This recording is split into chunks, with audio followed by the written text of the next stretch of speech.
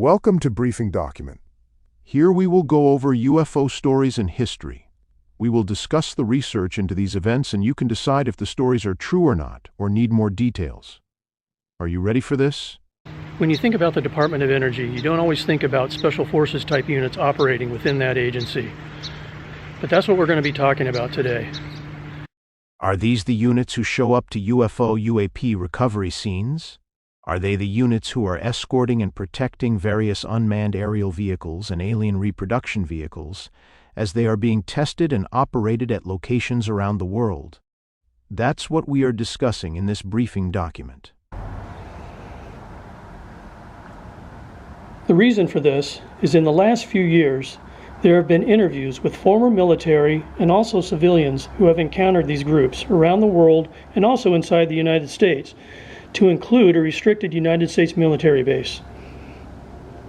We will hear about those encounters shortly, but to give some insight into the Department of Energy, we should probably start with the Atomic Energy Act of 1954, which regulates and covers the development and disposal of nuclear materials and facilities. The 1954 Act is actually an amendment of the 1946 Atomic Energy Act. And the fact that an amendment was needed just a few years after the original act was written is interesting, considering the events of 1947 in Roswell, New Mexico, and other locations in the ensuing years, to include Kingman, Arizona in 1953. Within the roughly 43 pages of the 1954 Act is Chapter 6 regarding, and I quote, special nuclear material. The Commission may determine from time to time that other material is special nuclear material in addition to that specified in the definition as special nuclear material. Before making any such determination, the Commission must find that such material is capable of releasing substantial quantities of atomic energy and must find the determination that such material is special nuclear material is in the interest of the common defense and security. All rights, title, and interest in, or to any special nuclear material within or under the jurisdiction of the United States now or hereafter produced, shall be the property of the United States, and shall be administered and controlled by the Commission as agent of and on behalf of the United States by virtue of this Act. The Commission is authorized to purchase or otherwise acquire any special nuclear material or any interest therein outside the United States, without regard to the provisions of Section 3709 of the revised statutes, as amended, upon certification by the Commission that such action is necessary in the interest of the common defense and security. My name is Dylan Borland, a former 1N1 geospatial intelligence specialist for the United States Air Force in an active duty enlisted capacity from 2010 to 2013. I have a lot of time to think about everything, and knowing the kinds of things that I know, and also even before I came into this information, it is clear that these things are attracted to nuclear power. So within the Department of Energy is the National Nuclear Security Administration, NNSA. Here's the NNSA face page from their website so you can see what publicly they are all about. And within the NNSA, you have these three components. We are going to focus on some of the units under the NNSA umbrella. Understand that the Department of Energy has forces of highly trained fighters, trained for emergency situations. They are the security teams for the nation's nuclear weapons, laboratories, and reactors. They also protect what the Department of Energy calls Category 1 special nuclear material. Officially, these units are known vaguely as Federal Protective Forces, FPF. But as you'll see soon, each of these units has their own name and mission. Let's hear about some of the events these former Marines experienced, and then we will get into these Special Forces type units that you may never have heard of. Marine Corps service people coming across strange craft, crashed or hovering, and then being, frankly, violently abducted or detained by black-clad paramilitaries speaking with US accents. It's time to call this out?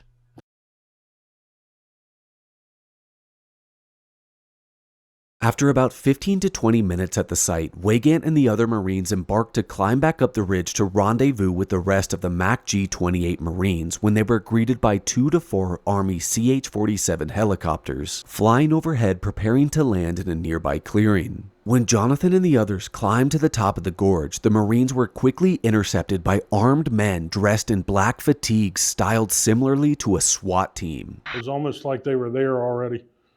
They were on the ground already, and whoever was flying over was coming in after these guys had landed. So I'm not sure where they landed, where they were, but they were just there on top of us like within a few minutes. These men spoke with American dialects but bore no insignia, patches, or identification. The men were older, in their late 30s and 40s, and immediately showed signs of extreme hostility and aggression. Black BDUs, right? What the Army would call BDUs, like our camis, right? They're like our fatigues, but they would have been totally black. Totally black? Like sure. And they had helmets on? No, the guys that were on the deck, no, they had they had boonie caps and they had the soft Army covers. A team of near 30 began departing the landed CH-47 helicopters. This team featured individuals in rain jackets bearing 3 letters: Delta, Oscar, Echo. Oh, they were like scientists, I suppose. They had this type of we'd call it MOP gear, right? Mission-oriented protective posture, and they had gas masks on and like rubber suits.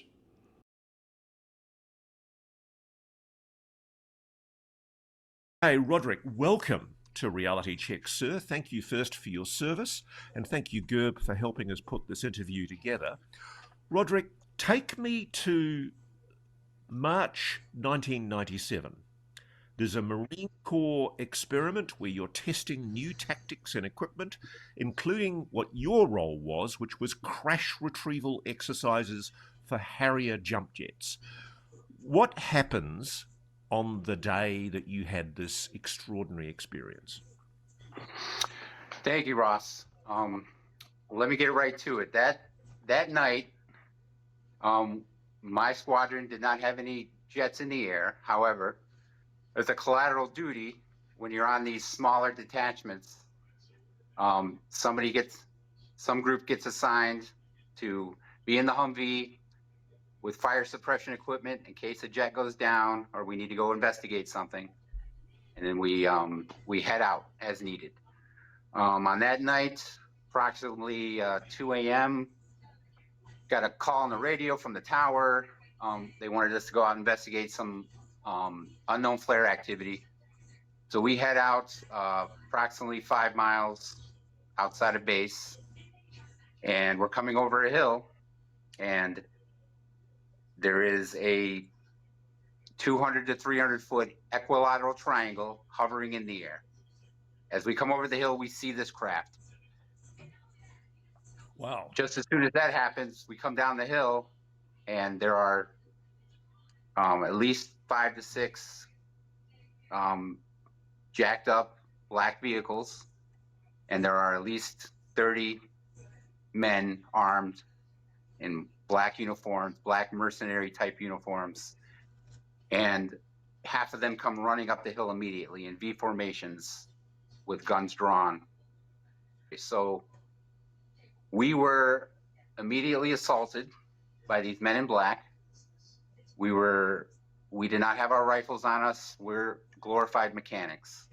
We're Marines. We know how to fight. We've been through all the combat training, but our job is technicians. So we have no chance to brandish our weapons or anything. Our weapons are in the back of the Humvee on a rack. We are told to keep our heads down.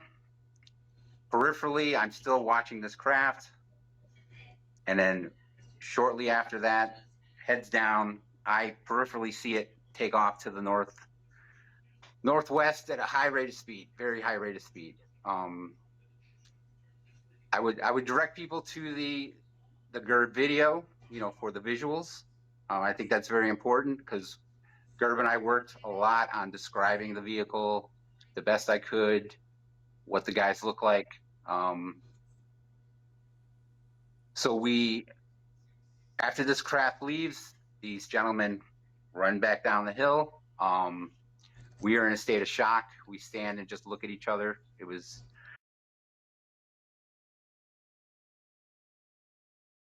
Give me a quick summary of the relevant material with what Mike Herrera has told both you and I. Sure. So almost identical team, but varying response to the Marines. In Michael's case, of course, he observes a craft from the top of a hill, goes in to investigate, and he's intercepted in a delta formation by a team of what seems to be American dialect operators, no insignia, no patches, nothing. These men seem extremely aggressive to Mr. Herrera, to the point where these men are threatening nonstop to kill Michael and his fellow Marines. In this instance, because Michael described it pretty well, the Marines had, I think, M16A4s with ACOG sights and IR rangefinders, really, really, really advanced gear, really nice gear. And what was different in this scenario, even the personnel is dressed the same in black, is using some sort of device, what seems to be like a modern smartphone. And remember, this was in 2009. The block operations team seemed to take out each Marine's ID tag from their breast pocket and snap pictures of it so they could record who stumbled upon the craft. They also stripped the Marines of their magazines and held them at gunpoint for the duration of a couple minutes. So getting back to the United States Department of Energy National Nuclear Security Administration, let's first talk about the Nuclear Emergency Support Team, NEST. NEST, per their own website, is the NNSA's multi-mission nuclear emergency response capability, and NEST is the umbrella designation that encompasses all DOE NNSA radiological and nuclear emergency response functions. Now publicly, NEST is made up of scientists, engineers, managers, and technicians, culled from the various nuclear laboratories and testing sites. They are primarily used for incident response missions that directly relate to DOE and NNSA responsibilities. And yes, there is a protection/security component to NEST. The NEST Protection Force is one of the units often mentioned when folks talk about the black-clad special ops types that are found around UFO UAP recoveries or UAV ARV operations. Under NEST, there is the Radiological Assistance Program, or RAP. RAP is the first responder organization that assesses radiological incidents. RAP personnel are usually the first on scene to evaluate any radiological situation. NEST has approximately 12 RAP teams around the United States. Most are situated at the national labs.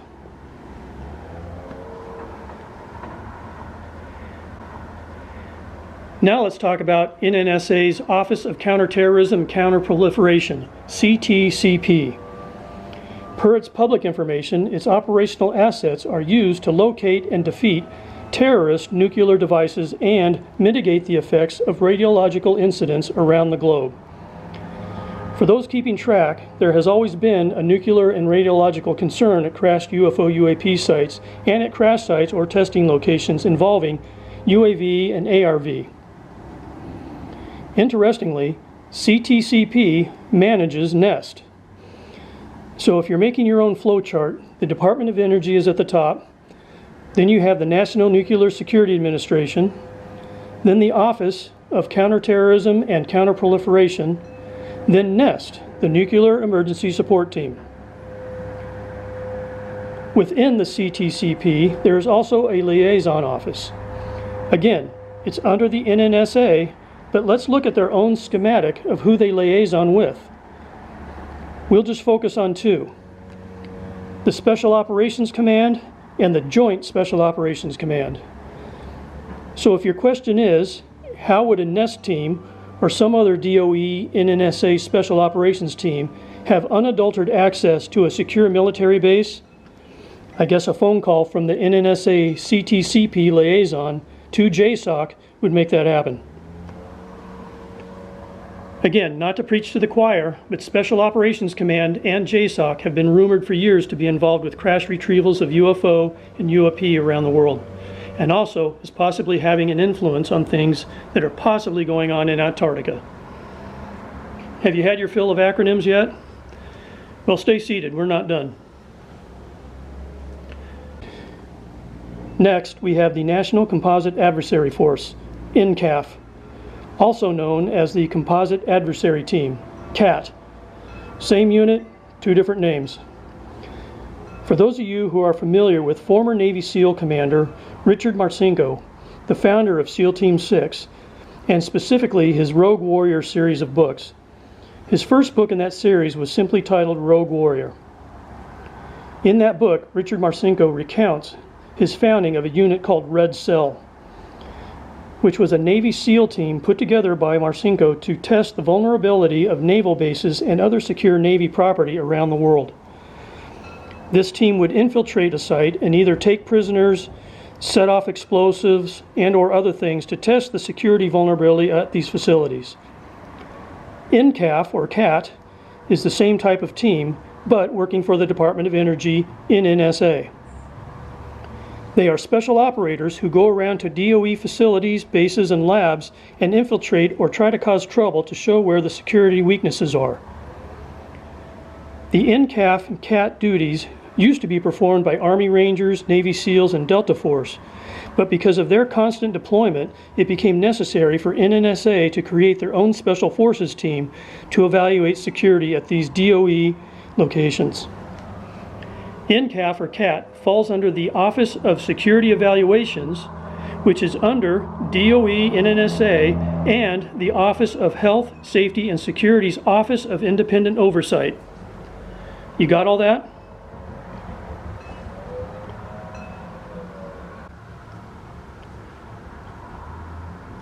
Lastly, we have the Office of Secure Transportation, OST.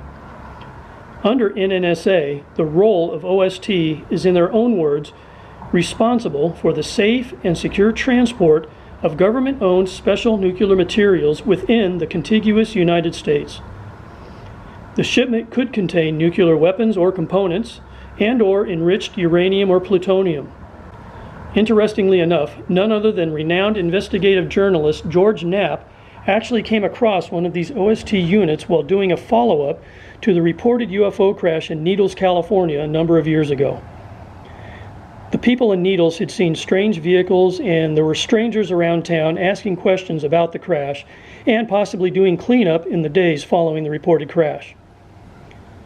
George Knapp and his photographer went down to the Needles area and ended up seeing one of these convoys on the highway. I believe it was Interstate 40. And of course, he started filming the vehicles. They all ended up pulling over at a truck weigh station just outside of Needles, and the person in charge of the convoy confronted George Knapp. Here's the video of that.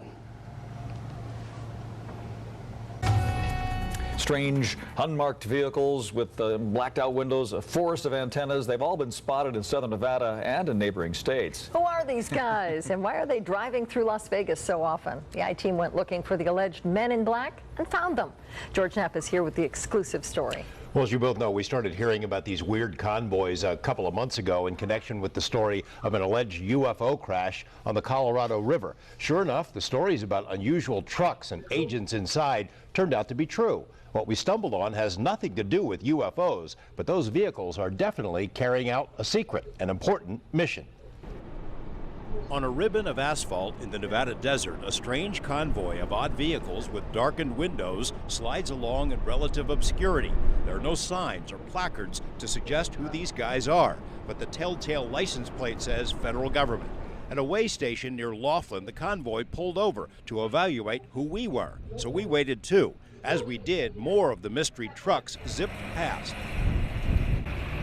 Back at our roadside encounter, the situation grew more tense when one of the trucks pulled up beside us. A man got out and told us to produce some ID, so we asked him to first show us his. I'm a federal agent of the The badge was from the NNSA, the National Nuclear Security Administration, the branch of the Department of Energy responsible for nuclear weapons.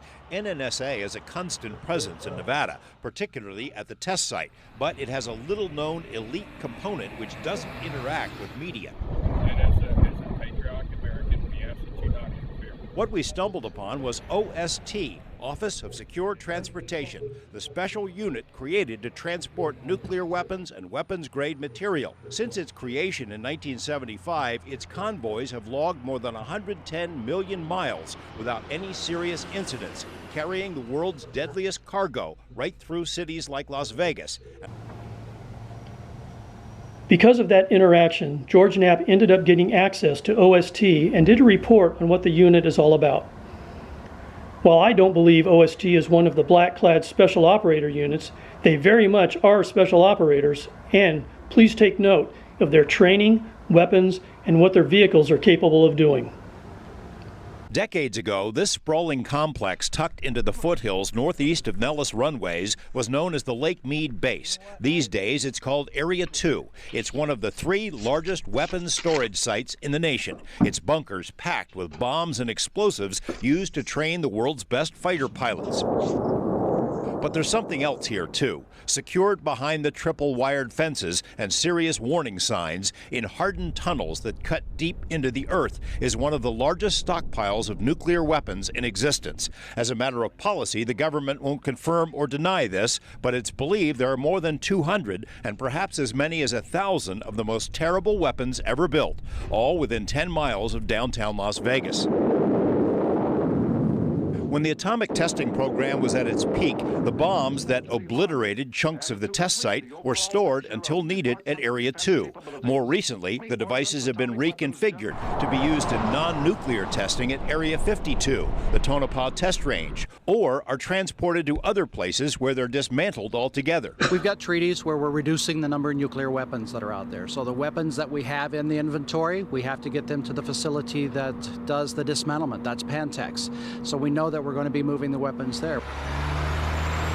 And that's the job of the OST, Office of Secure Transportation, a vital but low-profile unit that operates with the precision and firepower of a commando squad and the stealth of a CIA agent. By necessity, it is an elite group. These are some of the best trained, smartest,